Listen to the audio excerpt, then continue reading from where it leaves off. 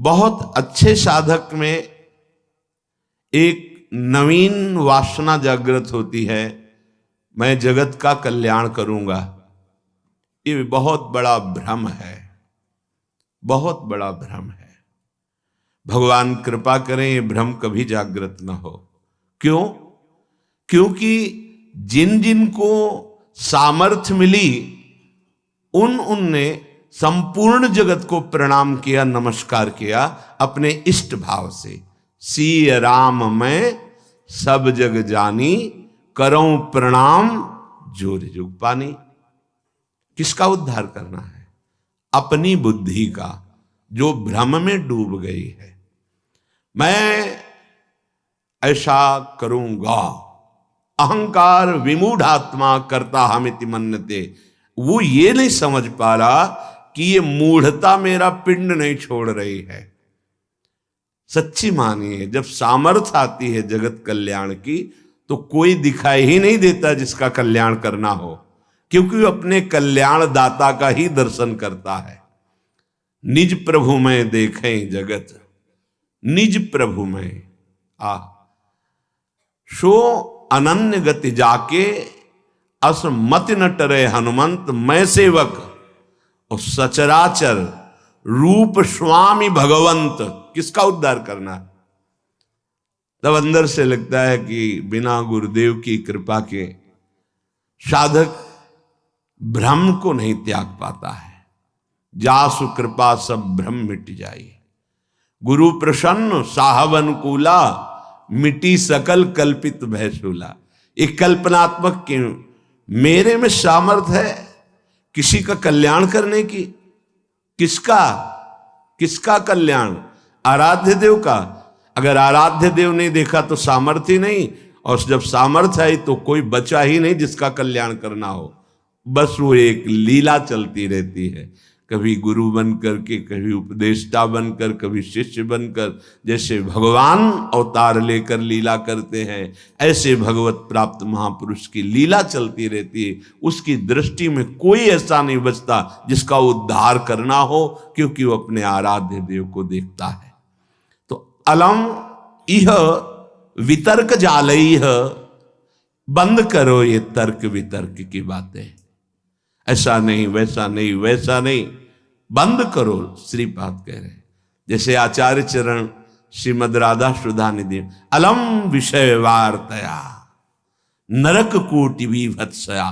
बंद करो ये संसार की वार्ता, ये तुम्हारे को नरक प्रदान करने वाली, ये बुरा, ये भला, ये उत्तम, ये अधम, ये दृष्टि माया देती है, भक्ति नहीं देती। भक्ति तो देती है दृष्टि, जड़ चेतन जग जीव जत सकल राम मैं जानी। ये भक्ति की दृष्टि होती है। ये माया की दृष्टि है। ये अधम है, ये उत्तम है, ये गुणवान है, ये गुण रहित है, ये सब मायामय, ये विषमता है। और उपासक भक्ति के प्रभाव से जीत विषम संसार, कीर्ति जग विस्तर है। इस संसार की विषमता से मुक्त होकर वो सम हो जाता है, समदर्शी। तभी समस्त कामनाओं का नाश हो जाता है, क्योंकि कुछ बचा नहीं भोगने योग्य, तो कामना किसकी? सब कुछ आराध्य देव, ऐसा अनुभव हो जाता है। तभी समदर्शी, इच्छा कछु नाही। तो अलम इह वितर्क जालइह, बंद करो ये तर्क वितर्क वाद विवाद का जाल। क्या करना है? बोले सहसई वाछिद्य मोह जालानी। तुम्हारे हृदय में ये जो मोह जाल माया ने फैलाकर तुम्हें बांध लिया कि ये अपने, ये पराये, ये मैं कर सकता हूं, ये मैं करूंगा, ये मैंने किया, ये तुम्हें अज्ञान अविद्या का जाल बांध चुका है। तुम इसे सहसा काट नहीं सकते हो। सीधाम वृंदावन आओ और भगवत प्रेमी महात्माओं का संग करो, तो तुम्हारे हृदय का ये मोह जाल नष्ट हो जाएगा। बिनु सत्संग विवेक न होई, राम कृपा बिनु सुलभ न सोई। होए विवेक तो मोह भ्रम भागा। सत्संग से विवेक और विवेक से मोह जाल का नाश। मान लो गुरु के वचनों पर अटल विश्वास कर लो, सब बात बन जाएगी। तर्क वितर्क की जरूरत नहीं है। ये भाव का विषय है, विश्वास का विषय है, प्रबल श्रद्धा का विषय है। अगर मान लो तो निहाल हो जाओगे, खुद देख लेना। गुरु के वचन अटल करे मानहु, साधु समागम कीजे। संत समागम से जब तुम्हारा हृदय पवित्र होगा तब क्रमशः उत्थान होता है या सीधे उत्थान, ये तो आराध्य देव जाने कि क्रमशः उत्थान कराते हैं या सीधे स्थिति प्रदान करते हैं, ये उनके ऊपर है। वो किसी पतित को सीधे महान जीवन मुक्त बना सकते हैं। लोगों की धारणाएं होती, जैसे किसी से कोई गलती हो गई तो जीवन भर इस बात को देखते हैं कि ये वही है जिसने वो गलती की थी। नहीं, कल गलती हुई थी, आज आराध्य देव की कृपा हो गई तो जीवन मुक्त हो जाएगा वो। इसीलिए कभी किसी की गलती को देखकर सदैव उसे दोषी नहीं मानना चाहिए। क्यों?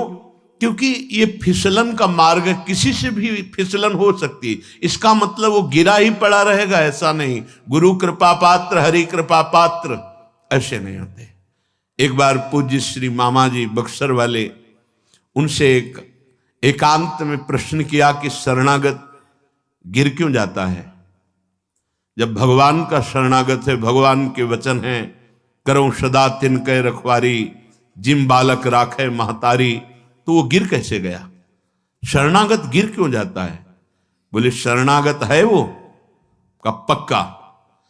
तो बोले फिर वो बाल है खिलाड़ी के हाथ का, वो गिरा नहीं है, वो नीचे पटका गया है, तो गिरना ही तो हुआ ना। बोले नहीं नहीं नहीं, जब खिलाड़ी अपने हाथ का गेंद नीचे मारता है तो नीचे फेंकने के लिए नहीं, लक्ष्य चूमने के लिए नीचे ऐसे पटका मारा कि वो अपने लक्ष्य पे पहुंच गया। एकदम हृदय शीतल हो गया। तो लगा कि बिना संत समागम के समाधान हो ही नहीं सकता। कौन? ये एक साधारण उदाहरण और असाधारण प्रसन्नता प्राप्त हुई, हृदय प्रफुल्लित हो गया। तो जन साधारण के हृदय में रहता है, अगर किसी साधक से गलती हो गई तो जीवन भर उस गलती को याद करके उसके चेहरे पर देखता रहे, ये वही है जिसने गलती की थी। नहीं, ये वो नहीं है जिसने गलती की थी। जो गलती की थी वो एक वृत्ति थी, और ईश्वर ने, आराध्य देव ने उसे ऐसी स्थिति प्रदान कर दी। अपिचेत सुदुराचारो, भगवान के शब्द जरा गौर से सुनिए। कह रहे हैं अपिचेत सुदुराचारो भजते माम अनन्य भाग, साधुरेव सम्मंतव्य। मानो ये साधु है, साधु को कभी कहा नहीं जाता कि इसे मानो साधु है। वो साधु नहीं था, उसने दुराचार किया सांगोपांग। अब उसने मेरी शरण ले ली, मैं बनाऊंगा साधु, अब उसे साधु मानो, मेरी आज्ञा है। साधुरेव सम्मंतव्य सम्यक व्यवसिता ऐसा, क्योंकि उसने निश्चय कर लिया कि भगवान के सिवा मेरा कोई साथ देने वाला नहीं, मेरा कोई उद्धार करने वाला नहीं, उसको मैं साधु बनाऊंगा। और बना दिया, बड़े बड़े हिंसकों को ब्रह्म ऋषि बना दिया। इसीलिए कभी किसी उपासक पर अगर कहीं कोई त्रुटि हो जाती है तो जीवन भर के लिए लांछन शब्द न देखे। नहीं, पता नहीं हरि कब कृपा कर दें और उसको एक विषय से एक महान योगी बना दें। पर यही हम प्रार्थना करते हैं सबसे कि ये संसार है, बख्शता किसी को नहीं। अगर त्रुटि हो गई, ना भी त्रुटि हो तो जाल में फंसा करके नीचा दिखाने के लिए त्रुटि साबित कर दी जाती है। ये माया है। इसलिए किसी को अपना मित्र नहीं और किसी को अपना शत्रु नहीं। एकमात्र मित्र प्रभु श्री हरि और शत्रु एकमात्र मेरा दुर्वासना से भरा हुआ मन। इससे बड़ा कोई दुश्मन नहीं। हम सदैव मन पर शत्रुवत व्यवहार रखें, ये दुष्ट कभी भी फंसा सकता है। और मेरा सच्चा मित्र एकमात्र हरि, इससे बड़ा कोई मित्र नहीं। तो हमारी अटल विश्वास स्थिति गुरु के वचनों पर होनी चाहिए। प्रभु देखा है, जब आपने स्वीकार नहीं किया था ना, तो देखा है। गोस्वामी जी कह रहे, जब सम्राट अकबर ने ताज उतार कर चरणों में रखकर प्रणाम करके जब वापस गया तो गोस्वामी जी के आंखों में आंसू आ गए। तो निज जनों ने पूछा, सम्राट ने ताज रख दिया इसलिए आंसू आ गए आनंद के? बोले नहीं, जब तुलसी राम का नहीं था तब कौरा कौरा के लिए भटक रहा था। जिस दरवाजे पे खड़ा होता तो ये अभागी है ऐसा कहकर हटा दिया जाता। स्वयं भगवान शंकर की प्रिया अन्नपूर्णा करके तुलसीदास जी को भोजन देती थी। बोले आज राम का हूं तो बादशाह उतार कर ताज रखता है, जब राम का नहीं था तो एक टुकड़े टुकड़े के लिए दरवाजे पे भटकता, लोग अभागी कह करके भगा देते थे। सत्य बात है, कोई अपना नहीं है। आप लोगों की स्वार्थ की परस्पर पूर्ति हो रही, इसलिए आपको लग रहा है कि मेरा भाई, मेरा मित्र, मेरे मेरे अमुक अमुक अमुक। और जीवन में देखा गया जब किसी के स्वार्थ लायक नहीं तो किसी ने नहीं कहा कि तू मेरा, किसी ने नहीं कहा। आश्चर्य होगा आपको, किसी ने नहीं कहा। और जब हरिप्रिया ने कह दिया कि मेरा, तो पूरा विश्व कह रहा है कि मेरा। अब केवल प्रभु प्रभु, ये सब भिखारी हैं, स्वार्थ के भिखारी। कौन मेरे को साथ देगा? कौन? सच्ची बड़ी कृपा होती जब प्रतिकूलता मिलती है। तब जैसे नेत्रों में पर्दा पड़ जाए तो कुछ दिखाई नहीं देता, पर ऑपरेशन हो जाए तो ठीक दिखाई देता है। ये प्रतिकूलता एक महामहिम ऑपरेशन है। आंख खोल के देखा गया कोई नहीं। परिस्थितियों को नकारात्मक भाव से ना देखा जाए, वो प्रकाश पैदा करने के लिए प्रतिकूलता होती है। ना कोई मित्र है और ना कोई शत्रु है, बस एक भगवान का आश्रय है। ये वो प्रतिकूलता भगवान इसलिए देते हैं कि अंतर में केवल उनका अधिकार रह जाए, दूसरे का नहीं। ये मेरा स्वामी बुलवा रहा है, क्योंकि पहले बुलवाया अनन्य आश्रय के लिए और अब बुलवा रहा है कि देख मेरा दुलार, मैं कहीं भी बैठकर तुझे ऐसे शिखर पर चढ़ा सकता हूं जहां सब वंदना करते हैं। मूकम करोति वाचालम पंगुम लंघयते गिरिम। कभी किसी पर दोषारोपण करके प्रतिकूलता को प्रतिकूलता मत मानना। वो प्रतिकूलता केवल शिखर पर चढ़ाने के लिए होती, ऐसी ऊंचाई पर चढ़ा दी जाती कि आश्चर्य होता है कि कल ये रज हम पैरों से दबा रखे थे, आज ये मुकुट पे कैसे बैठ गई। वो वायु का संयोग, अनुग्रह का संयोग। इसलिए मनुष्य की तो बात क्या, किसी का भी सहारा नहीं लेना अपने आराध्य देव के सिवा। कदम कदम पर, यही तो अनुभव का जीवन तब होता है जब किसी का सहारा नहीं होता। हम चाहें भी सहारा लेना तो कोई बनता नहीं है सहारा, कोई नहीं बनता। उसका कौन सहारा बनता है? जिसका संसार में किसी भी गुण से संबंध नहीं है। कौन सहारा बन? कोई नहीं। सच्ची मानिए, बड़ा भ्रम है कि हमारा कोई मित्र है और या हमारा कोई सहयोगी है। इस भ्रम को मिटा दीजिए। सच्चा मित्र केवल एक मात्र आराध्य देव है। ये समझ में आ गया तो छाती फूल जाएगी, और चौड़ी छाती करके विश्व में सीम की चाप सके को तासु, बड़ रखवार रमापति जासु। ये हम कृपा की बात कह रहे हैं। कभी किसी को नीचा मत समझना। वो मालिक का एक दिया हुआ पार्ट है, वो उस समय की लीला है केवल। वो कुछ क्षण उसके अभिमान को रौंदने के लिए, वो दैन्यता प्रदान करने के लिए लीला है। इसके बाद ऐसा उठेगा कि कोई छू नहीं सकता। बिल्कुल हृदय में जब प्रतिकूलता बाहर से मिले तो प्रसन्न होना कि अब ऊंचाई पर चढ़ने की सीढ़ी मिल गई और ऐसी ऊंचाई पर चढ़ाया जाएगा। सच्ची आपसे कहते हैं, भगवान के सिवा अगर किसी का सहारा मन में है तो धोखा ही मिलेगा। और जिसे केवल एकमात्र इष्ट का सहारा, उसे बाहर से कोई पहचान नहीं सकता। और वो एक क्षण में इतनी ऊंचाई दे सकते हैं कि जो करोड़ों जन्मों की साधना से नहीं मिल सकती। सच्ची मानना, तो आश्चर्य होता है, ऐसा कैसे हो सकता है?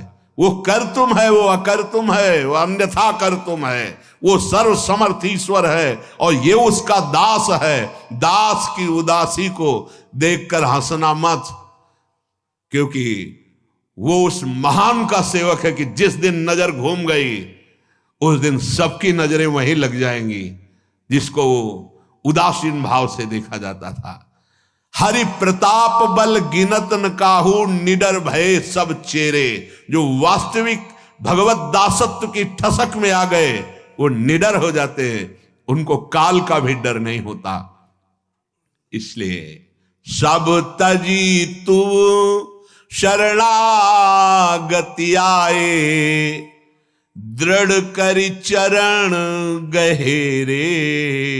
शूरदास प्रभु तुम्हारे मिले ते, पाए सुख जू घनेरे।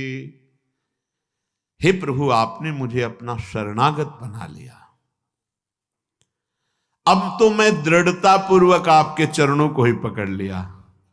सूरदास जी कहते हैं कि हे प्रभु, तुम्हारे मिलने से जो मुझे सुख मिला, मिलने का मतलब आपके चरणों का आश्रय लिया, आपका नाम का आश्रय लिया, बोले ये घनेरा सुख है, घनीभूत, जिसमें दुख का प्रवेश ही नहीं हो सकता।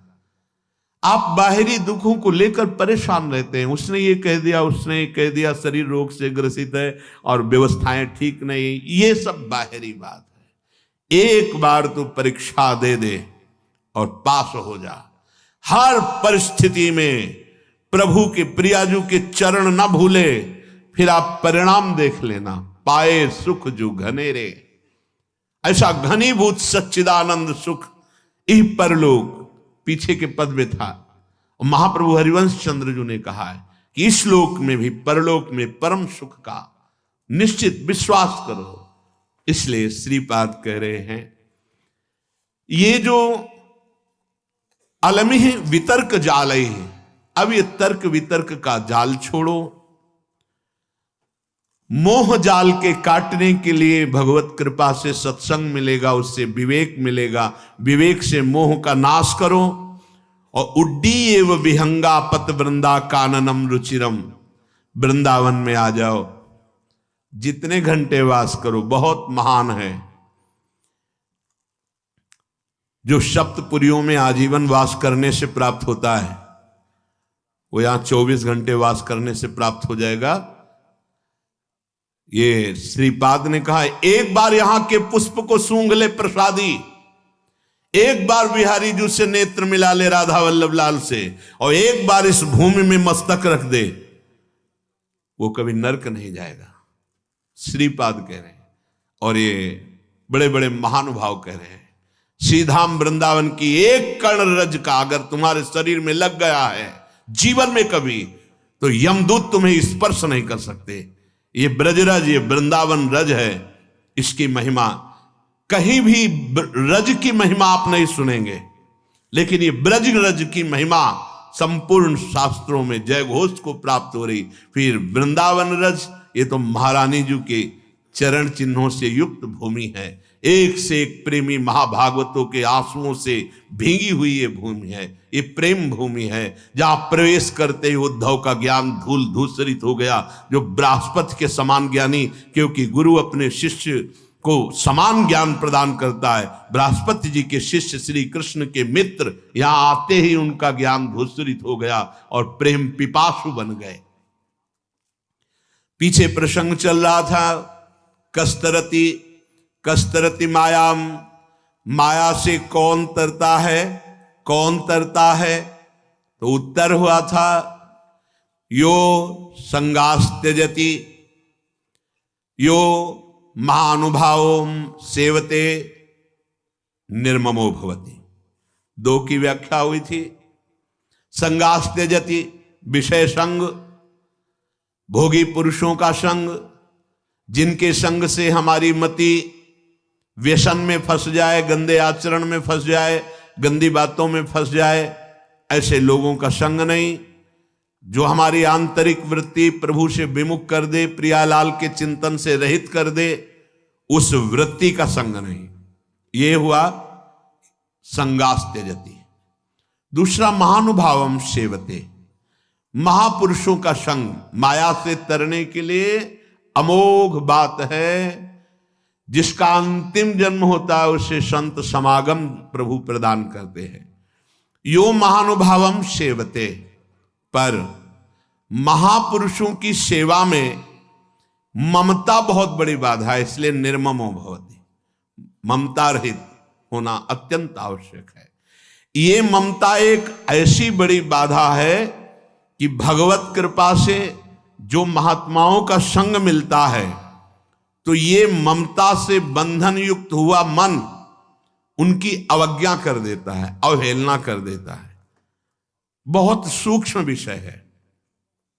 जीवन में वो अवहेलना जो तुम्हारी ममता तुम्हें हर कदम नीचे गिराएगी, कभी ऊंचे नहीं उठा सकती। और अगर गुरु की ममता, तो ममता का भी पोषण होता और समता का भी पोषण होता, और प्रियालाल की प्राप्ति में कोई बाधा पहुंचा दे ऐसा पैदा नहीं हुआ। तुम खिलवाड़ समझते हो? गुरु कृपा ही केवलम, भगवान अपनो प्रण विसार, भगत को पूरो प्रण निभाऊं।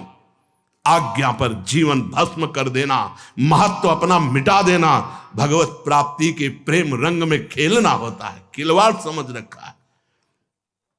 इस मार्ग में भगवान की कृपा से जब योह संगास त्यजति, सब संगों का त्याग करता है गुरु कृपा से, तब महानुभावम सेवते, महानुभावों का संग मिलता है। फिर संपूर्ण सृष्टि का मालिक अपना प्रण भूल सकता है, लेकिन अपने जन का प्रण नहीं भूल सकता। तुम्हें सिर्फ आज्ञा पालन करना है, बाकी का सब हमारा आराध्य देव देखेगा। नहीं, आप ममता का पोषण करके तो देखते रहो, तुम अपनी ममता की सुरक्षा भी नहीं कर पाओगे और परमार्थ की समता को झांक भी नहीं पाओगे। पूरे जीवन की उन्नति में आग लगा दी। अब कदम पीछे नहीं, आगे बढ़ेगा। और जब आगे बढ़ेगा तो ध्रुव जी ने कहा, मेरी मां का क्या हुआ प्रभु? मैं तो दिव्य सिंहासन पर जा रहा हूं। बोले, आगे जो चमकता हुआ विमान जा रहा है उस पर तुम्हारी मां विराजमान है। पुत्रवती जुवती जग सोई, कुल धन्य हो जाता है। धन्य से जननी, धन्य सुतात, समझ में नहीं आता। ये ममता, ये मेरा शरीर, इसका अधिकारी मैं हूं, ये मेरी मां, ये मेरा परिवार, ये मेरा घर, मेरे पास पैसा, अब मुझे किसकी जरूरत है? एक छोटे से सीमित ममता के कुएं में गिर गए। असीम ममता प्रियालाल के चरणों में समर्पित करके, ये ममता एक बहुत बड़ी बाधा है। उसी में भगवत भाव करके चलने से आप वहां पास रहते हुए निकल सकते हो। आप विश्वास कीजिए, अगर वचन दे दिया है कि इस लोक परलोक में तुम्हें कुछ सोचने की जरूरत नहीं, तो तुम देख लेना, गुरु प्रताप आगे से आगे सब होता चला जाता है। आप समझ नहीं पा रहे हो। तुम रोक पाओगे काल के थप्पड़ को? ना मां को बचा पाओगे, ना पिता को बचा पाओगे, ना परिवार को बचा पाओगे। अगर उन्हीं में भगवत भाव कर लिए तो सबका कल्याण कर लोगे, अपना भी और उनका भी कल्याण। रहस्य को समझ जाओ। निर्ममो भवति, ये एक ममता, ये मेरा घर, मेरा शरीर, मेरा परिवार, मेरी मां, मेरा पिता, मेरी संबंधी, मेरा मकान, मेरी जमीन, ये महानुभावों का सेवन करने से वंचित कर देता है। नहीं, मेरे गुरुदेव हैं, मेरे जीवन के, मेरे सर्वस्व के अधिकारी हैं, उनके आदेश पर अपना प्राण समर्पित कर दूंगा, उनके आदेश का उल्लंघन नहीं करूंगा। ये हुआ यो महानुभावों सेवते, महापुरुषों का सेवन किया जा रहा है। ये जो माया का बंधन है, इसे गुरुदेव की कृपा कटाक्ष से काटा जाता है। और सही पूछो तो काटना नहीं है, प्रकाश हुआ कि तुमने देख लिया कि कभी बंधा हुआ ही नहीं था। और अगर वो गुरु कृपा का प्रकाश ना हो तो चाहे शिव बिरंच सम होई, गुरु बिनु भव निधि तरे न कोई। जब आप सतमार्ग में चलते हैं तो कुसंगी जनों का संग दे दिया जाता है। फसल अभी उग रही है, जब फसल काटने का समय आएगा तब शायद तुम देखने लायक नहीं रहोगे और कोई समझ नहीं पाएगा कि फसल क्या। फसल तो शुरू हो गई उगना, प्रतिकूलता की फसल तो शुरू हो गई। अब ऐसी प्रतिकूलता जीवन में आएगी कि फिर तुम्हें त्राहिमाम बोलकर, क्यों, शरणागत का कभी नाश नहीं हो सकता, इसलिए तुम्हारा भी नाश नहीं होगा। तुम्हें लौट करके फिर उसी गली पे चलना होगा। ये भगवत मार्ग का पथिक है, क्योंकि तू भूला हुआ है पर वो भूला हुआ नहीं है। उसे भूल सुधारना आता है। भाग तो कितना भागेगा, जहां भागेगा। एक टांग मढ़ाई मेरे मालिक ने तो ब्रह्मलोक तक छोटा पड़ गया। भाग कितना भागेगा, उसी चरणों के पास ही तुम्हें घसीट के लाएंगे जहां से भागा है। लेकिन समय बर्बाद होगा। तुम्हारे सामने ऐसी परिस्थितियां पैदा होंगी कि त्राहिमाम बोलना पड़ेगा। मत देखो कि वो मौज में है, मौज में नहीं है। अधर्म और अवज्ञा करने वाला कभी उन्नति को प्राप्त नहीं होता। उसकी उन्नति अवनति का मूल कारण बनेगी। इसके रहस्य को समझिए। ममता के बंधन में बंधा हुआ उपासक महापुरुषों का अपमान कर देता है।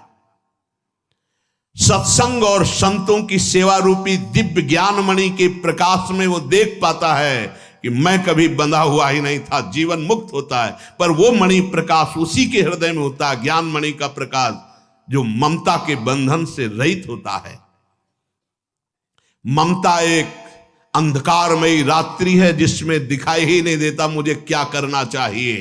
अंधकार में पहले सत्संग में जाने के लिए भगवान ने थोड़ी ममता कम की, फिर इसके बाद उसे छोड़ दिया। सिद्धांत देखो, अब तुम ममता रहित होके दिखाओ। पहले सत्संग में, साधु संग में जाने के लिए भगवान ने कृपा की, साधु में लाया और ममता को कम किया, ममता के दबाव को कम किया। और जे ही तुम चले तो भगवान ने छोड़ दिया। जैसे छोटा बच्चे को मां चलाती, ऐसे जब वो लड़खड़ा के चलता है तो गिरने ना पावे, और जब वो चलने लगा तो हट गई। अब चल के दिखा। फिर जो ममता का रंग चढ़ा फिर वो नष्ट कर देता है। क्यों? क्योंकि वो ये ध्यान नहीं दे पाया कि असली मेरी मां कौन है, असली में मुझे प्यार करने वाला कौन है। वो किशोरी जी वात्सल्यमयी, वो लाडली जी करुणामयी, उनको भूल गया। मन को प्रसन्न करने के लिए उस महान को त्याग कर दिया। त्याग कैसे होता है? अपने मन की बात मानना और गुरुदेव की मन की बात मानना, ये दो मार्ग हो गए। गुरुदेव के मन की बात मानना प्रियाजू की प्राप्ति का मार्ग है। अपने मन की, ये बेईमान मन, ना जानो छिन कवन बुद्धि घटे प्रकाशित, अभी तो कह रहा है परमार्थ, थोड़ी देर में यही मन कहेगा भोग। हम क्या क्या इसकी बात मानेंगे? नहीं, हम वो बात मानेंगे जो गुरुदेव कह रहे हैं। संसार में वही धन्य उपासक है जिसने इस ममता रूपी बेड़ी को नष्ट कर दिया गुरु कृपा से। निर्ममो भवति, भगवान ने भी कहा है। अद्वैष्टा सर्वभूतानां मैत्रः करुणैव च निर्ममो निरहंकारा। अगर हम निष्ठा से भगवत चरणारविंद में हैं तो मेरी मां को परम पद नहीं मिलेगा? अरे 21 पीढ़ियों को परम पद मिलता है, फिर क्यों नहीं मिलेगा? हम अगर ममता से बंध गए तो हमारी भी दुर्गति और वह भी दुर्गति। ये निर्ममो भवति। ये निर्ममता कैंची केवल गुरु जी के पास है। हे तुम बात नहीं करोगे, हे तुम फोन नहीं करोगे, तुम नहीं मिलोगे। जब तुम्हारा कोई मिलने वाला है हम मिलेंगे, हम स्वागत करेंगे, लेकिन तुम नहीं। तुम्हारा केवल लक्ष्य श्यामा श्याम। कटती चली जा रही हर डोरी, सबकी ममता ताग बटोरी और मम पद मन ही। अभी तक जो हमारी गंदगी थी पीछे के जन्म में हम भूल जाते हैं। आज से इसी क्षण से हम नया जीवन अपना बनाते हैं, अध्यात्म मार्ग का जीवन बनाते हैं और ऐसा निश्चय करते हैं जो टूटे ना। निश्चय में बहुत बड़ी सिद्धि है। देखो पिंगला जी का जैसे बताया, तैसे भागवत में एकादश स्कंद में तितिक्ष ब्राह्मण का देखो। गृहस्थी में रहते थे, लड़के बच्चे थे, खूब धन कमाया और बड़े ही कंजूस स्वभाव के थे। न परिवार को भोगने देते थे, न स्वयं भोगते थे। अब कुछ ऐसी विपरीत परिस्थिति आई, सब दिन होत न एक समान, राजदंड उन पे लागू हुआ तो काफी अर्थ तो टैक्स में चला गया। फिर परिवार के जनों ने देखा कि ये तो कंजूस है, 1 रुपया भी नहीं देगा। वो लोग इधर उधर से हाथ मार के फिर आग लग गई। अब परिवार वालों ने उसका त्याग कर दिया, केवल अकेला, कोई उससे प्यार नहीं करता, अर्थ उसके हाथ से चला गया सब। अब विचार किया कि मेरा पूरा जीवन निकल गया, उत्तम वर्ण में जन्म हुआ था, वृद्धावस्था आ गई, अब क्या होगा, क्या होगा? जिनको मैंने पाला पोषा, जो बड़ी मेहनत से धन कमाए, तो सब नष्ट हो गया। परिवार वाले कोई देखते ही नहीं। जानते हो उसका निश्चय, देवता इस बात के साक्षी हैं कि आज से मैं अपने जीवन को श्री भगवान के चरणों में समर्पित करता हूं, सब कुछ सहूंगा और निरंतर भगवान का भजन करूंगा। वो इतना बड़ा महापुरुष उसी निश्चय से हो गया कि भगवान उद्धव जी को उसकी कथा सुना रहे हैं। कोई साधना नहीं हुई थी, परिस्थिति ने ऐसा निश्चय करवा दिया। तो जरूरी है वो परिस्थिति आवे तब तुम निश्चय करो। क्या सत्संग में तुम निश्चय नहीं कर सकते? तो परिस्थिति का इंतजार करोगे कि ऐसी विपत्ति आवे, ऐसी ठोकर लगे, ऐसी दुर्दशा हो, तब तुम निश्चय करो? अरे उसके पहले ही निश्चय कर लो तो दुर्दशा काहे को होगी। ऐसा नहीं कि उसका जीवन मंगलमय हो गया। अब उसके कर्मों का क्षय करने के लिए जब वो संन्यास भाव लेकर विचरण करता, भिक्षा मांगता, तो लोग थूकते, स्पष्ट लिखा हुआ मूत देते, बांध देते, पीटते, उसकी भिक्षा छीन लेते। पर वो अंदर अंदर विचार करता, नहीं, किसी का दोष नहीं है इसमें किसी का दोष नहीं। तो ये कर्म का है, ये कर्म का प्रभाव तो शरीर पर पड़ेगा। ये मुझे दुख क्यों हो रहा है? बहुत बहुत सुंदर मतलब चिंतन उनका बना। तो क्या देवता है? इस दुख का कारण देवता है? नहीं, देवता भी तो केवल हमारे शरीर को ही पीड़ा दे सकते हैं। मेरे को क्यों हो रहा है?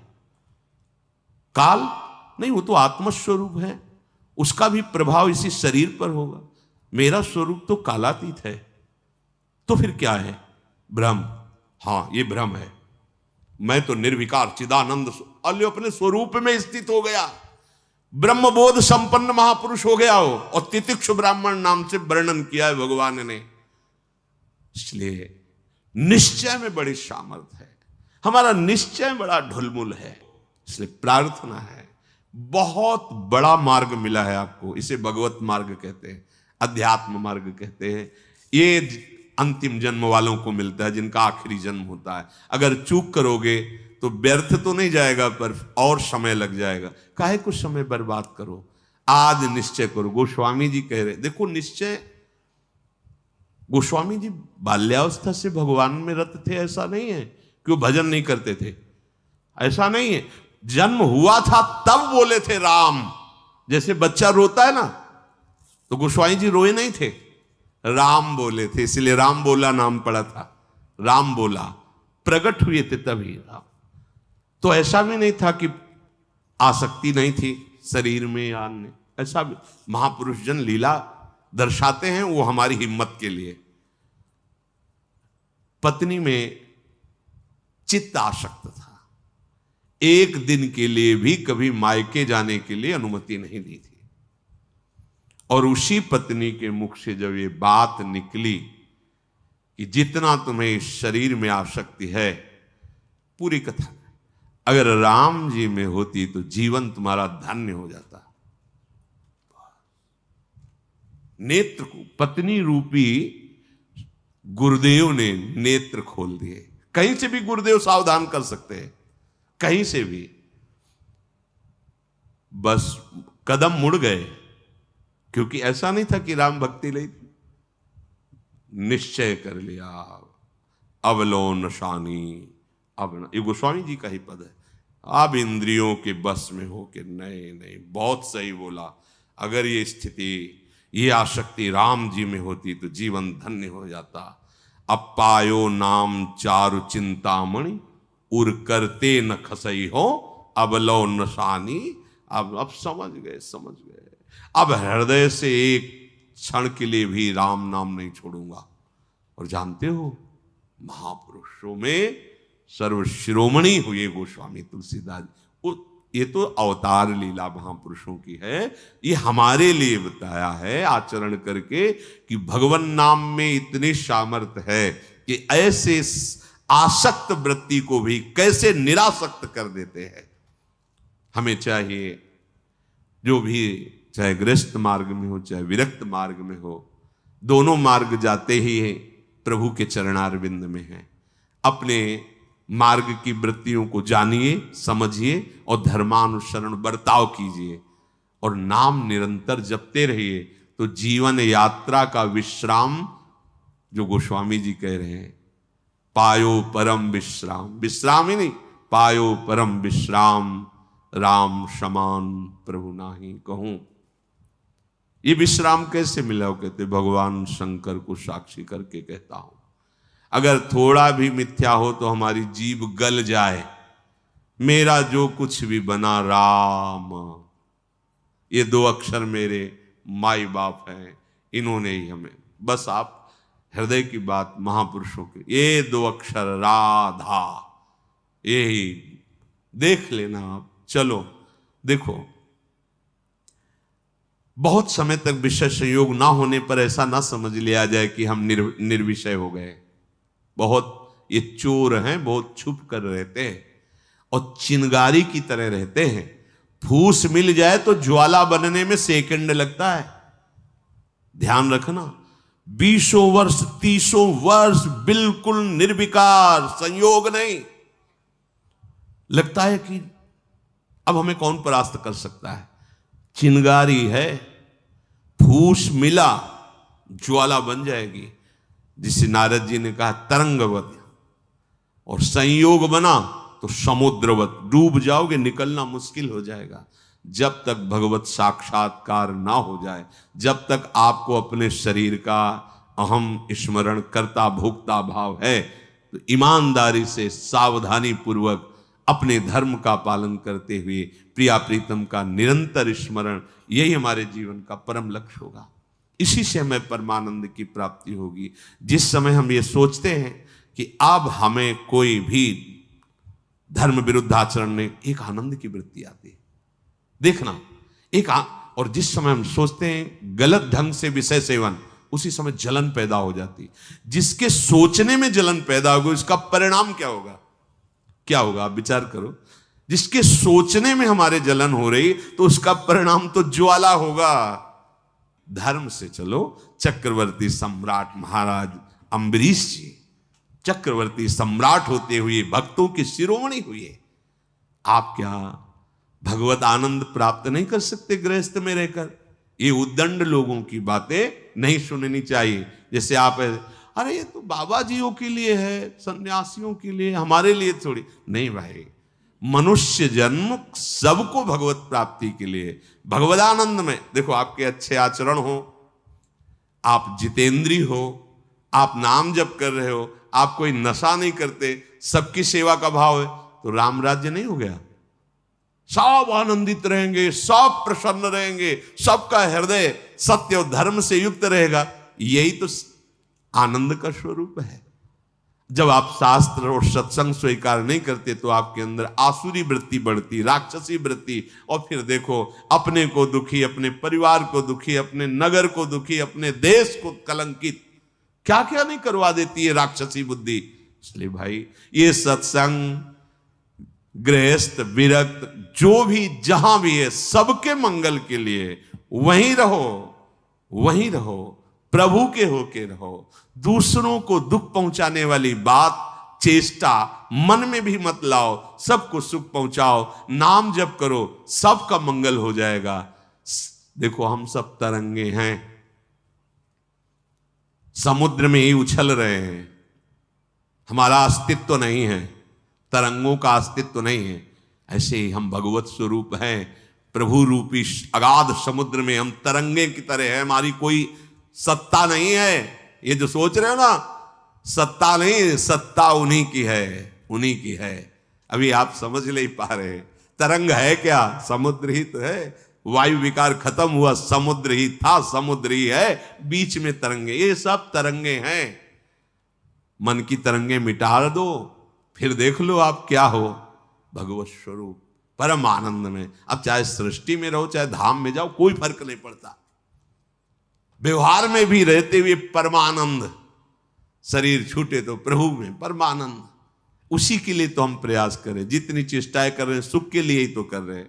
हे भाई, आप कोई भी हो, गृहस्थ हो, विरक्त हो, कोई भी हो, धर्म से चलो, नाम जप करो, सबकी सेवा की भावना अंदर रखो, तो मनुष्य जीवन का लाभ मिल जाएगा। ये उद्दंडता पूर्वक तर्क वृत्ति रखोगे तो अभी सौभाग्य मिल रहा है सुनने का, धीरे धीरे समय ऐसा आ जाएगा आपको सतवार्ता सुनने को नहीं मिलेगी। देख लेना, सतवार्ता जिसके श्रवण मात्र से हमारे हृदय में आनंद का स्फुरण हो और हम उस आनंद के बल से निर्विषय हो जाएं, वो वार्ता सुनने को नहीं मिलेगी। फिर और समय आएगा, धर्म सुने नहीं काना, कलिकाल बिहाल की मनुजा, नहीं माने को अनुजा तनुजा।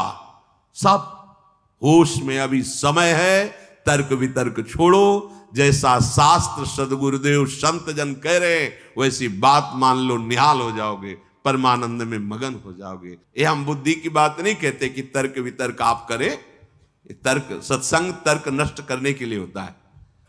हृदय में देखो, बहादुरी जबान से कहने की नहीं है, ये हृदय की बात है। ये यहां युद्ध होता है, पता नहीं क्यों बनी हुई है। वेद विद्या पढ़त, कर्म धर्मन करत, जलप तन कलप की अवधियानी, चारुगत छाण संसार भटकत भ्रमत, आस की पास नहीं तोरी जानी। स्पष्ट वर्णन है, इसका मनन हुआ है गुरु कृपा से, तब हम आपको कह रहे हैं, मनों का निरीक्षण करके। आस की पास नहीं तोरी जानी, सकल स्वार्थ करत, क्योंकि आस की पास नहीं तोरी जानी तो सकल स्वार्थ करत, रहत जन्मत मरत, दुख और सुख के होत मानी। अरे छाड़ जंजार कैसे न निश्चय धरत, एक किन रमत हरिवंश बानी। क्यों निश्चय नहीं करते, उस आस की पास को क्यों नहीं तोड़ देते? वैराग्य मार्ग का पथिक हूं या भगवत मार्ग का पथिक हूं, प्राण त्याग सकता हूं पर एक कदम अधर्म भूल न दे कुमारक नहीं। ऐ मन अब नहीं, अब नहीं, शरीर नष्ट कर दूंगा पर धर्म नहीं नष्ट करूंगा, भगवत मार्ग। ये आस की पास बड़े दुलार से रखे हुए हैं। कभी तो, अभी नहीं नहीं, कभी तो, ये क्यों रखे हुए हो? यही तुम्हें भगवदानंद की अनुभूति वर्तमान में नहीं करने दे रही, यही आस की पास। अभी निश्चय करो जिस मार्ग में चले हो, नहीं नहीं नहीं, अभी शुद्ध ज्ञान स्फूर्ति होने लगेगी। ये सब यहां की देखी हुई बातें कह रहे हैं आपको। बच्चापन से इस मार्ग में है तो यहां देखी हुई बातें कर रहे हैं। बहुत वैराग्य में जीवन, एकांतिक जीवन, फिर भी आशा। पूछो उससे किसकी आशा, क्यों, क्या चाहिए? उत्तर नहीं मिल रहा। चाहिए ये भोग? नहीं, देखना भी नहीं, तो आशा क्यों? पता नहीं। आप देखो, अंदर से देखो, जब यहां की बात कही जाएगी ना तो सबके यहां की बात होगी। ये अलग से नहीं रचा, उसी मशीनरी से बनाया गया जिससे सब निकले हुए हैं, सब मशीनरी। इसीलिए कि ये तो हमारे मन की बात कर रहे हैं, वो तुम्हारे मन की बात नहीं कर रहे, संपूर्ण सृष्टि की बात कर रहे हैं। क्योंकि जिससे मन रचा गया है, जिससे शरीर रचा गया है, वो वही एक ही डिपार्टमेंट है, वहीं से रचा गया है। यही हमें भगवदानंद की प्राप्ति नहीं कराने देती। बहुत धैर्यपूर्वक सुनना है और समझना है। ये हम अपने मन की बात कहते हैं, इसको पढ़ा है, इसको देखा है, इसको समझा है। वैराग्य में जीवन है, इतना भी कहीं गुंजाइश नहीं है। फिर भी आशा है, पूछा जाए इसको भोगों के लिए तो ना है, फिर भी आशा है। ये क्यों है? यही छाणी जंजार क्यों न निश्चय धरत, निश्चय क्यों नहीं कर रहा तू? तेरे निश्चय की कमी के कारण ये आशा की फांसी बनी हुई है। जब तक ये आशा की फांसी बनी रहेगी तब तक तुझे परमार्थ वस्तु का स्फुरण नहीं होगा। पक्की बात है। ये जो शुद्ध ज्ञान है स्फुरित ही नहीं होता, कामना से ढका रहता है। जैसे कोहरे की ताकत नहीं कि सूर्य को ढक ले, पर मेरे नेत्रों के ढकने के कारण लगता है सूर्य ढक गया। ऐसे ही ज्ञान स्वरूप जो भगवद अंश है इसमें स्फुरणाएं होती, जैसे सूर्य की किरणें निकलती ना, ऐसे इसमें ज्ञान की तरंगे निकलती रहती, आनंद की तरंगे निकलती रहती। वो आपके अनुभव में आपकी ही तरंग है, अनुभव में इसलिए नहीं आती कि कामना रूपी आशा रूपी कोहरा फैल गया। पिंगला जी ने कोई साधना नहीं की थी ज्ञान प्राप्ति की। ज्ञानियों के परम गुरु विदेहराज जनक जी के ही नगर में रह रही थी, पर वैश्यावृत्ति करती थी। देखिए, पढ़ के देख लीजिए, बहुत सूक्ष्मता से मनन करते हुए तो आपको उत्तर मिल जाएगा। अपने शरीर का श्रृंगार करके बैठ गई। संध्या के समय से कोई पुरुष उधर से आता दिखाई देता तो ये पुरुष हमें धन देगा, हमारे शरीर का सेवन करेगा, निकल गया। ये नहीं तो ये करेगा। ऐसे रात्रि अर्धरात्रि हो गई।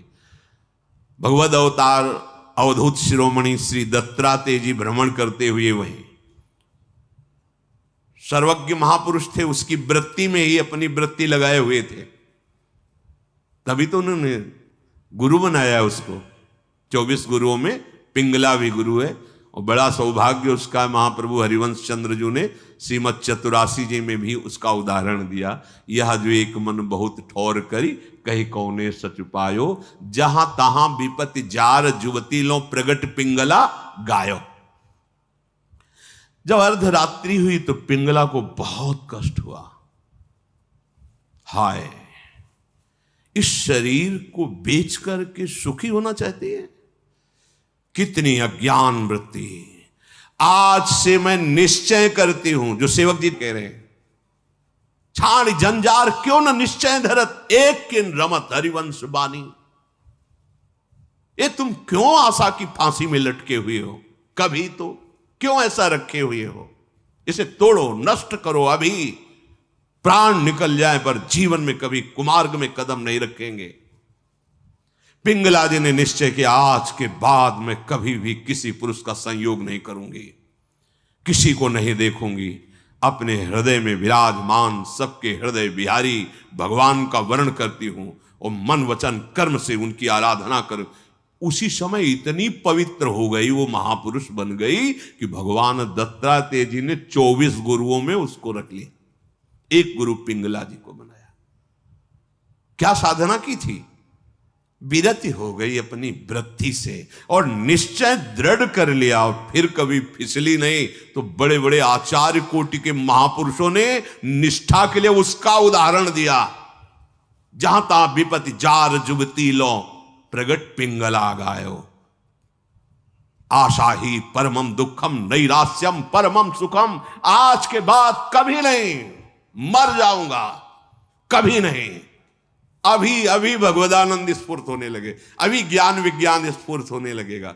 हिम्मत नहीं पड़ रही, इस बात का निश्चय करने की हिम्मत नहीं पड़ रही। क्यों? क्योंकि आपको आशा है, भोग में सुख है। हिम्मत कर लीजिए तो आप अभी जीवन मुक्त अवस्था में पहुंच जाएंगे, क्योंकि उस अवस्था में पहुंचने के लिए कोई बाहरी क्रियाओं की आवश्यकता नहीं, वो हमारा स्वरूप है। हम जीवन मुक्त थे, जीवन मुक्त है, जीवन मुक्त रहेंगे। हमने अपनी स्वतंत्रता को, भगवदानंद को कामना और आशा की फांसी में बांध दिया है, हम ही को तोड़ना पड़ेगा। इसलिए छाणी जंजार क्यों न निश्चय धरत, आगमा पाइनो अनित्यास्तास्तिक्षस्व भारत। ये आने जाने वाले विकारों में तुम इतने कमजोर हो गए कि तुम आशा की फांसी बांधे हुए हो, तो परमम दुखम, दुख ही भोगना पड़ेगा। श्रीपाद कह रहे हैं, इस शरीर या किसी भी शरीर को जो मानव देह प्राप्त हुआ है, ये परम सुख प्राप्ति के लिए। कीड़ा मकोड़ा छोटे छोटे जीव इन सुखों में विचर रहे हैं। मानव देह धर के जो कुमार्गगामी वृत्तियों से तुम सुख भोगना चाहते हो, छोटे छोटे कीड़े मकोड़े भी इसी सुख में। फिर तुम्हारी शरीर की महानता क्या रही? प्रज्वालयति समस्त देहम कामाग्निना प्रमोहयति दृष्ट्वैव च नवतरुणी कुतस्तर्हि स्वार्थ सिद्धिम प्रत्याशा। हे भाई, ये नौ तरुण अवस्था जो शरीर की होती है, किसी की हो, स्त्री की या पुरुष की, यदि तुम इस मोह जाल से आवृत रहोगे तो ये सदैव तुम्हें जलाती रहेगी, कभी भी भगवत सिद्धि प्रदान नहीं होने देगी। भगवत सिद्धि नहीं। बहुत समय लंबा निकल जाता है अगर सत्संग ना मिले, सावधान ना हो। हितधाम में एक 65 वर्ष के प्रार्थना कर रहे थे कि मेरी पूर्व से वृत्ति स्वयं के द्वारा तो मैं आज खुलकर सभा में कह रहा हूं कि मैं आज उस गलती से बहुत परेशान हूं और आज भी वही मेरे से गलती होती है। मैंने प्रणाम किया था उनको कि धन्य है कि आप इतने हिम्मत वाले हैं कि भरी सभा में आप ऐसा अपनी बात कह रहे हैं, क्योंकि आप मन से अलग होकर बोल रहे हैं, तभी आपको बोलने की हिम्मत आई। अगर मन में तदात्म होता तो आप नहीं बोल सकते थे। कि ये हमारे द्वारा पाली हुई वृत्ति है, हमारे द्वारा ही इसका त्याग होगा। भगवान श्री सुखदेव जी को इसीलिए सबसे बड़ा वैरागी कहा गया है। 16 वर्ष की अवस्था है, शरीर का भान नहीं, दिगंबर है, कोई शरीर पे वस्त्र नहीं, और भगवान के चिंतन में मगन है। इसी अवस्था में त्याग और वैराग्य की। अब जब ये इंद्रियां काम नहीं कर रही, मन बुद्धि और सब मलिन, तो अब वो ढेर है, कुछ भी निर्णय नहीं निकल सकता। बहुत संस्कार गंदे हो जाते हैं यौवन अवस्था में। अहो भाग्य है जो इस यौवन अवस्था में संयम नियम धारण करके अपनी वासनाओं को। श्रीपाद कह रहे हैं, हे वृंदावन धाम, हम पे कृपा करो, हमारे मुख में नाम चले, हमारा हृदय इस काम आदि की आशाओं को त्याग करके प्रिया प्रीतम के चिंतन में डूबे। ये आपकी कृपा से होगा और वो कृपा हम सब पे है।